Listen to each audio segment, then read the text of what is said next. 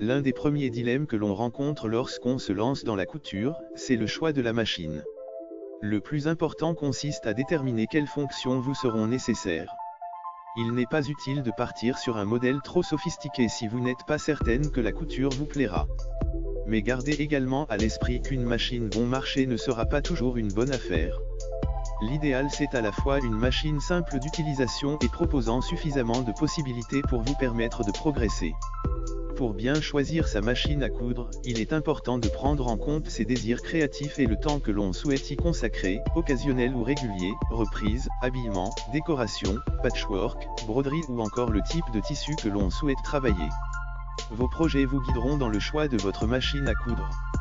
Quel que soit le budget que l'on souhaite investir ou l'usage que l'on attend de sa machine à coudre, elle doit proposer les points de couture de base, points droits, points zigzag et boutonnières, de préférence automatique en un temps, à défaut en 4 temps.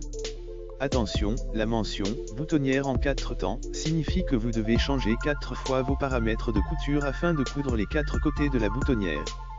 Sur une chemise, cela peut être fastidieux. Le point pour couture stretch, ou élastique, s'avère utile pour travailler les tissus extensibles comme le jersey par exemple.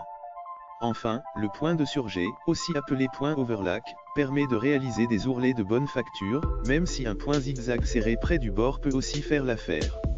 La machine à coudre doit proposer un minimum de pieds presseurs, ou pieds de biche, 4 dans l'idéal, un classique, un pour les fermetures éclairs, un pour les boutonnières et éventuellement un pose-bouton, pour cadrer les boutons.